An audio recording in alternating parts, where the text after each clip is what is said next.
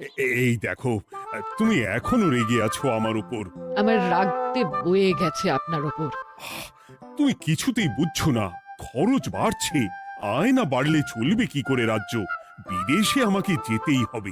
সব বুঝেছি, সব বুঝেছি। আপনার আমাকে অসহ্য লাগছে, তাই আপনি বিদেশে যাচ্ছেন, তাই তো? তুমি আমায় ভুল বুঝছো। রাজ্য চালাতে অর্থের প্রয়োজন আছে। কেন এতদিন রাজ্য বুঝি চলছিল না? এতদিন যেভাবে চলছিল সেভাবেই চলবে। সময় পাল্টাচ্ছে।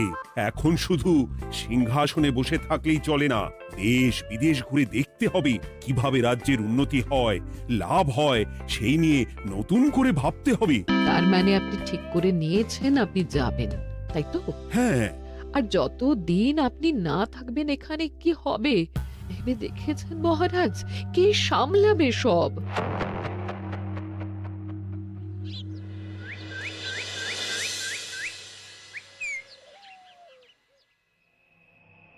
চিঠি?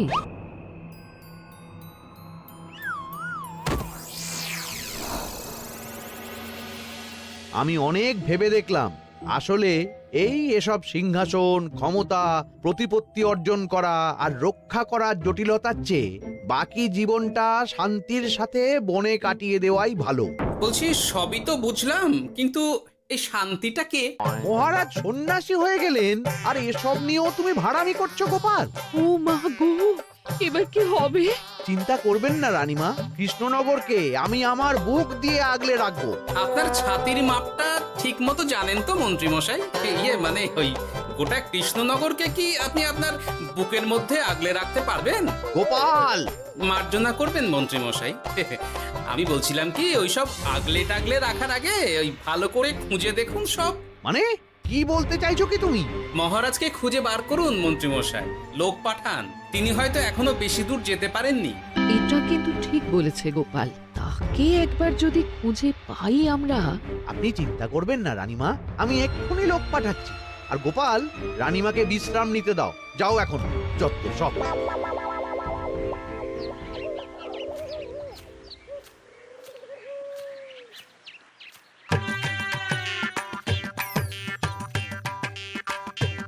কই গো, গেলে কই? এক ঘটি জল দাও দেখি। ওই জলই খেতে হবে, শুধু জল। ঘরে এক দানাও চাল নেই। যদি বাজারে না গেলে আজ হরি মটর। রাজ্যে রাজা নেই আর তুমি ঘরে চাল নেই বলে চিল্লামিল্লি করছো, চত্ব সব। ও মা গো, মহারাজ রাজ্যে নেই তো গেলেন কই? হ্যাঁ, বনবাসে। সে কি গো, এবার কি হবে তাহলে? কপালে যা লেখা আছে তাই হবে, আর কি। এই তোমার চাকরিখানা থাকবে তো? হ্যাঁ, না থাকলে বাটি হাতে বেরোবো, চিন্তা কি?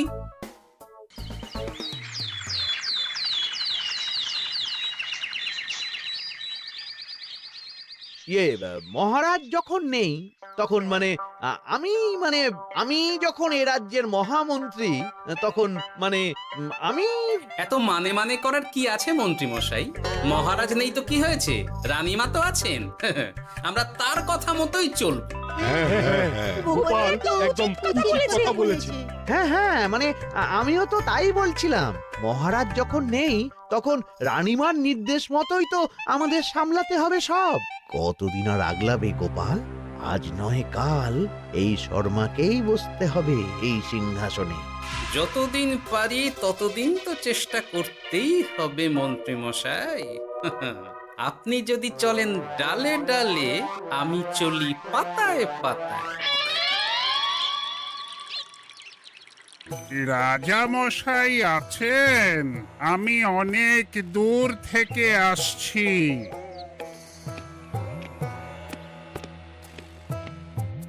মন্ত্রীমশাই, একজন সাধু এসেছেন রাজামশাইয়ের সঙ্গে দেখা করতে। বলছেন অনেক দূর থেকে এসেছেন। জানো না মহারাজ এখন নেই? যাও, চলে যেতে বলো ওকে। মহারাজ নিরুদ্দেশ। এই মুহূর্তে সত্যিই যদি কোনো প্রাজ্ঞ সাধু বাবা রাজবাড়িতে তার পায়ের ধুলো দেয়, বলা তো যায় না যদি মহারাজের হদিস তিনি দিতে পারেন। ঠিক ঠিক, একদম ঠিক বলছেন পণ্ডিত মশাই। বেশ বেশ, ডেকে আনো তাকে, দেখি সে কি বলে। মহারাজ, আমার প্রণাম নেবেন। উনি মহারাজ নয়, উনি মন্ত্রী। আসুন সাধু বাবা, আসুন আসন গ্রহণ করুন।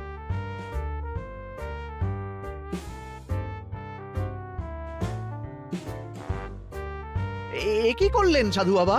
এটা তো মহারাজের সিংহাসন। আপনার জন্য আমি অন্য আসনের ব্যবস্থা করে দিচ্ছি, আপনি বরং সেখানে বসুন। ওহ, রাজাই যখন নেই তখন তার সিংহাসনে বসতে ক্ষতি কি? আপনি কি করে জানলেন মহারাজ নেই? বুঝলি না, সাধু বাবা যে অন্তর্যামী গোপাল। এবার কি হবে? উনি যদি বলে দেন মহারাজ কোথায় আছেন, তাহলে তো আমার আর পণ্ডিত মশাই, আগেই ওরকম হামলে পড়বেন না। আচ্ছা, আপনি যদি অন্তর্যামী হন, বলুন তো আমাদের রাজা মশাই কোথায় গেছেন? জবর জটা কালো চুলে দেনামা অতীত বলেন। বুম! মহারাজ বনবাসে গেছেন। এটা যখন বলেছেন সাধু বাবা, তাহলে মহারাজ এখন কোথায় আছেন সেটাও নিশ্চয়ই আপনি বলে দিতে পারবেন। গোপাল, সব বিষয়ে নাক গলিও না তো তুমি। ঠিক ঠিক আছে, রাজা মশাইকে নিয়ে চিন্তা হওয়া তো খুবই স্বাভাবিক, কিন্তু গোপাল, রাজা মশাই বনবাসে গেছেন, তাকে আর সংসার মায়ায় বাঁধা ঠিক কাজ হবে না। এ আপনি কি বলছেন সাধু বাবা? মহারাজ না থাকলে রাজ্য চলবে কেমন করে? নতুন রাজা নির্বাচন করতে হবে। এই তো খেলা জমে গেছে, একে দিয়েই কাজ হবে মনে হচ্ছে।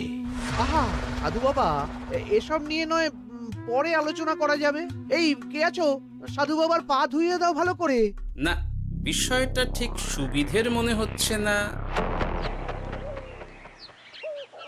আহা মন্ত্রী, করেছ কি? আমি সাধু মানুষ, এত খেতে পারি কি? ও বললে হবে না সাধু বাবা, আপনার জন্য নিজে দাঁড়িয়ে থেকে মহারাজের খাস হালুই করকে দিয়ে রাঁধিয়েছি সব। দেখুন না একটু, অমৃত অমৃত। বেশ বেশ, এত করে বলছো যখন, বাহ বাহ, চমৎকার চমৎকার। আমি জানি তো যে এমন খাবার আপনি আগে কখনো খাননি। তা বটে বটে, ভেবেছিলাম কটা দিন বিশ্রাম নিয়ে চলে যাব। এখন দেখছি যা আদর আতিথেয়তা শুরু করেছ তোমরা, তাতে তো মাস কয়েক কাটিয়ে না গেলে আমারই লোকসান হবে। থাকুন না, থাকুন, যতদিন ইচ্ছা থাকুন।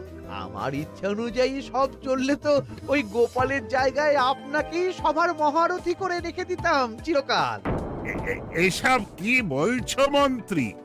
কেন, পরিকল্পনাটা মন্দ নাকি? আমি হব এই রাজ্যের নতুন রাজা, আর আপনি হবেন আমার রাজসভার প্রধান মহারথী। বটে, কাজটা খুব একটা কঠিন না। মহারাজ বনবাসে, আর আপনি নিজেই তো বললেন তাকে ফিরিয়ে আনাও ঠিক হবে না।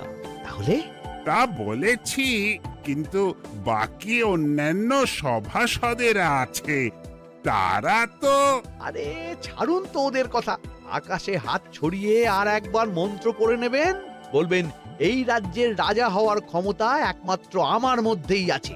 ব্যাস, সবাই মানতে বাধ্য। তারপর আমার একটা হিল্লে হয়ে গেলে আপনারটার ব্যবস্থাও আমি করে দেব, বুঝলেন? বুঝলাম, একেবারে জলের মতো পরিষ্কার। ব্যাস, কালই তাহলে কাজ শুরু করে দিন। বেশি দেরি করে তো লাভ নেই। বলা তো যায় না, মহারাজের যদি রানীমার জন্য মন কেমন করে, রাজ্যে ফিরে আসে, ওসব হওয়ার আগেই সেরে ফেলতে হবে সব কাজ।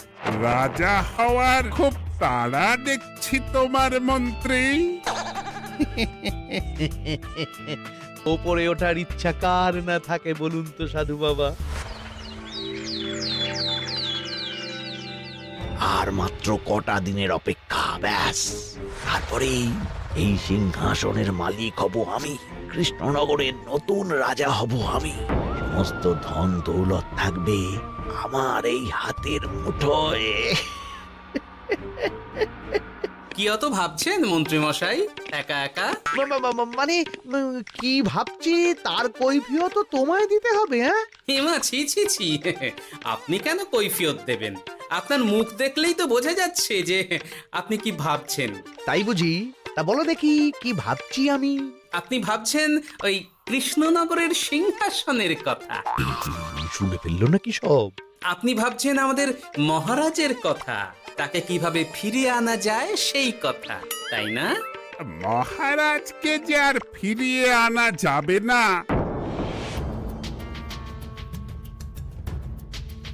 সে কথা তো আগেই বলেছি। তাই যদি হয় সাধু বাবা, আপনি এর একটা কিছু বিহিত করুন, না হলে রাজা ছাড়া রাজ্য। ঠিক বলেছ, রাজা রাজ্য, নুন ছাড়া তরকারি, আলো ছাড়া দিন, জল ছাড়া জীবনের মতো। তাই যত দ্রুত সম্ভব নতুন রাজা নিয়োগ করা দরকার। কিন্তু এ বিষয়ে সিদ্ধান্ত নেওয়ার আগে রানীমার সাথে কথা বলা জরুরি। তার চেয়েও জরুরি একটা কাজ আগে করা দরকার। কিসের কথা বলছেন মন্ত্রী মশাই? গোপালের বহিষ্কার। এ আপনি কি বলছেন মন্ত্রী মশাই? একে রাজা মশাই, তার মধ্যে গোপালের মতো বিচক্ষণ মানুষকে রাজসভা থেকে বহিষ্কার করলে তো রাজ্যেরই ক্ষতি। এটাই হচ্ছে সমস্যা। এই কক্ষে যার যেটা কাজ নয় সে সেটা নিয়ে বেশি চিন্তিত। তুমি বিজ্ঞানী, তুমি বিজ্ঞানে মন দাও, রাজকাজ আমার দায়িত্ব। তাহলে এরকম সিদ্ধান্ত নেওয়ার আগে সবার সাথে আলোচনা করা দরকার। কোনো দরকার নেই, আমি যা বলেছি তাই হবে। রাজ্যের ব্যয়ভার বাড়ছে, এই মুহূর্তে কোনো ভাঁড়কে অযথা বেতন দিয়ে পোষার কোনো মানে হয় না। তাই গোপালেরও কাল থেকে রাজসভায় আসার কোনো দরকার নেই। সবই আমি বুঝতে পারছি মন্ত্রী মশাই। বেশ, আপনি যখন বলছেন, এই আমার শেষ দিন রাজসভায়, চলি সবাই, ভালো থাকবেন।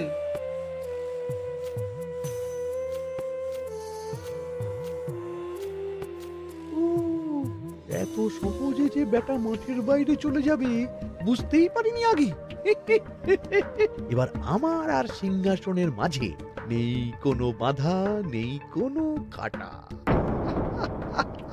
তুমি চিন্তা করো না, আমি নিজে মন্ত্রীর সাথে কথা বলবো। না না রানীমা, সেসবের দরকার নেই। মহারাজ ছাড়া রাজবাড়ি শূন্য শূন্য লাগে, আমারও মন লাগছে না এখানে। বেশ, যা ভালো বোঝো তাই করো, তবে ডাকলে এসো কিন্তু। হ্যাঁ রানীমা, নিশ্চয়ই আসবো। এখন আমি চলি। যাক, এই কদিনে মাথাটা খেলানোর সময় পাওয়া যাবে একটু, না হলে কেমন যেন গুলিয়ে যাচ্ছে সব। কি যে বললো গোপাল দাদা, এই শেষ দুটো শাকের আটি নিয়েও দরদাম করবে তুমি? ওরে, আমি বেকার মানুষ, দরদাম না করে উপায় আছে আমার? হ্যাঁ শোনো শোনো শোনো, মহারাজ কৃষ্ণচন্দ্রের অবর্তমানে কৃষ্ণনগরে নতুন রাজা হিসেবে নির্বাচিত হবেন রাজ্যের মহামন্ত্রী। সেই শুভানুষ্ঠানে রাজবাড়িতে আমন্ত্রণ রইল। এসব কি হচ্ছে বলো তো গোপাল দাদা? ভেতরের খবর আছে নাকি কিছু? না গো ভাই, তুমিও যা জানো আমিও ততটুকুই জানি।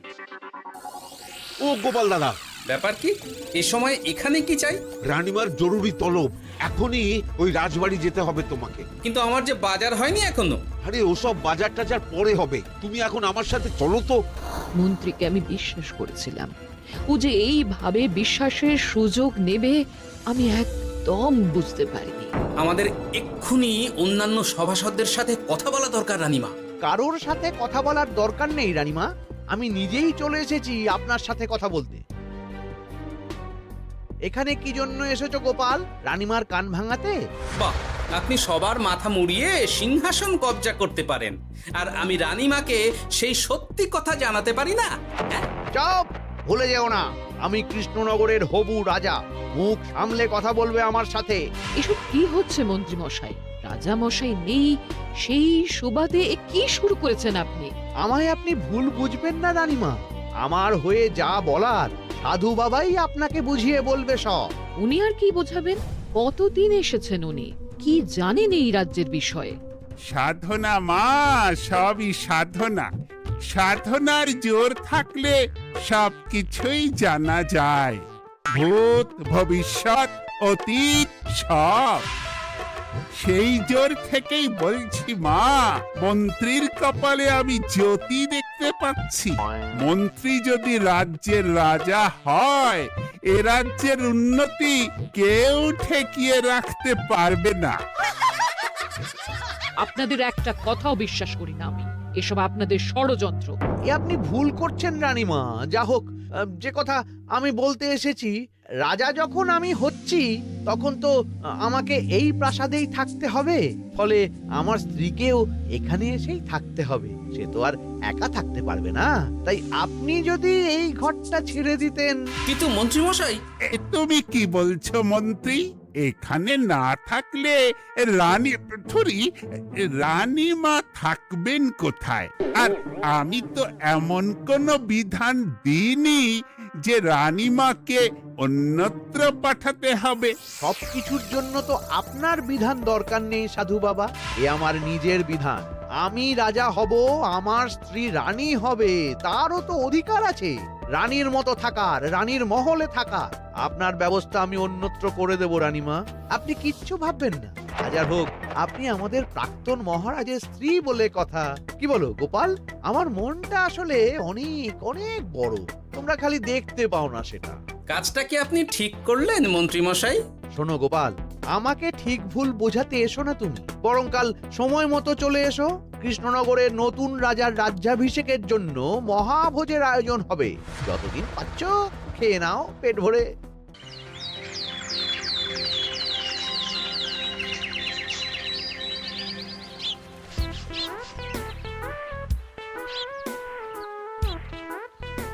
আরে এগুলো আবার কি পরে আছে এখানে? কি এ তো মহারাজের পোশাক, এখানে এসব কি করে এলো? তাহলে কি মহারাজ? না না না, হিসেবটা কেমন যেন ওলট পালট হয়ে যাচ্ছে। সময় তো হয়ে গেল, নতুন মহারাজকে ডাকুন এবার। এসে গেছি, এসে গেছি। আসুন মন্ত্রী মশাই, আসুন। মুকুট নিয়ে দাঁড়িয়ে আছি আপনার মাথায় পরাবো বলে। সাধু বাবা, এবার মহারাজ বলা অভ্যাস করুন। মহারাজ। মহারাজের হদিশ পাওয়া গেছে মন্ত্রীমশাই, মহারাজের হদিশ পাওয়া গেছে। এই কি সর্বনাশে কথা! মহারাজের হদিশ পাওয়া গেছে মানে কোথায় মহারাজ? না না, মহারাজ না, মহারাজের পোশাক পরে আছে পুকুরের ধারে। আমার মনে হয় তিনি ওই পুকুরে ডুব দিয়ে নিরুদ্দেশ হয়ে গেছেন। ও তাই বলো? তা বেশ তো, প্রাক্তন রাজার জন্য না হয় কিছুক্ষণ নীরবতা পালন করে নেব আমরা, ব্যাস। এ আপনি কি বলছেন মন্ত্রী মশাই? মহারাজ সত্যি ওই পুকুরে ডুব দিয়েছেন কিনা সেটা তো তুলিয়ে দেখা দরকার একবার। সেসব হবে আমি রাজা হওয়ার পর। নিন সাধু বাবা, মুকুট পরান। কিন্তু মন্ত্রীমশাই, আরো একটা দুঃসংবাদ আছে যে। ও আবার কিসের দুঃসংবাদ? মহারাজ যে পুকুরে ডুব দিয়েছেন সেই কথা বলতেই রানীমা অজ্ঞান হয়ে গেছে। তুমি যে কি করো না গোপাল, শুভ সময়ে অশুভ একটা সংবাদ দিয়ে দিলে তো সব বরবাদ করে। এই কে আছো? গ্রেপ্তার করো গোপালকে। তার আগে তোমায় গ্রেপ্তার করা হবে। এত বড় সাহস তোমার? হবু রাজাকে গ্রেপ্তার করার কথা বলো তুমি? আজ তোমার একদিন কি আমার একদিন। কিসের হব রাজা? আমি কৃষ্ণনগরের আসল রাজা। হ্যাঁ, আমি। কি মহারাজ, আপনি? হ্যাঁ, আমি। অনেকদিন ধরে তো তোমার বাড়বাড়ন্ত দেখলাম, আজকে খেলা শেষ। কিন্তু গোপাল, রানী কোথায়? কেমন আছে সে? এক্ষুনি তার কাছে আমাকে নিয়ে চলো। রানীমা ভালোই আছে মহারাজ, কিচ্ছু হয়নি তার। কিন্তু তুমি যে বললে রানী অজ্ঞান হয়ে গেছে। এটুকু মিছে কথা না বললে যে আপনার লুকোচুরি খেলাটা এত সহজে শেষ হতো না মহারাজ। লুকোচুরি বটে, কিন্তু তুমি বুঝলে কি করে এত সব? প্রথম সন্দেহটা হলো যখন রানীমাকে অন্যত্র রাখার কথা বলতেই আপনি বিচলিত হয়ে উঠলেন, তখন। তারপর পুকুর পাড়ে আপনার পোশাক। ব্যাস এটুকুই, আর কিছু নয়। আর প্রথম দিন রাজসভায় এসেই সোজা সিংহাসনে চড়ে বসা, ব্যাস। একে একে 2 আর 2 2 4 করে ফেললাম। তারপর মনে হলো রানীমার প্রতি টান ফিরিয়ে আনতে পারে আপনাকে আপনার আসল রূপে। তাই এই মিছে কথা। অধমের অপরাধ মার্জনা করবেন মহারাজ। গোপাল, তোমার তুলনা নেই। কিন্তু মহারাজ, আপনি কেন এই ছদ্মবেশ নিয়েছিলেন তার আসল উদ্দেশ্যটা কিন্তু এখনো আমার কাছে পরিষ্কার হয়নি পুরোটা। আসলে আমি পরীক্ষা করছিলাম, বুঝলে, কিসের পরীক্ষা মহারাজ? যে আমার অনুপস্থিতিতে কে এই রাজ্য চালাবে তার পরীক্ষা। এবং আমি ঠিক করেছি যে কদিন ব্যবসার কাজে আমি বাইরে থাকব, ততদিন রানীর পরামর্শ মতো সমস্ত কিছু সামলাবে গোপাল।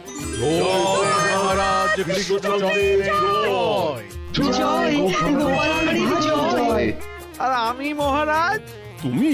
তুমি থাকবে পেয়াদা। এ কি শুধু জল আর ভাত? আগেই বলেছিলাম বেশি বেরো না, বেরো না, রাজা হবেন। এখন খাও খাও, জল ভাত খাও। চেষ্টায় তুমিও আমাকে ভুল বুঝলে গিন্নি।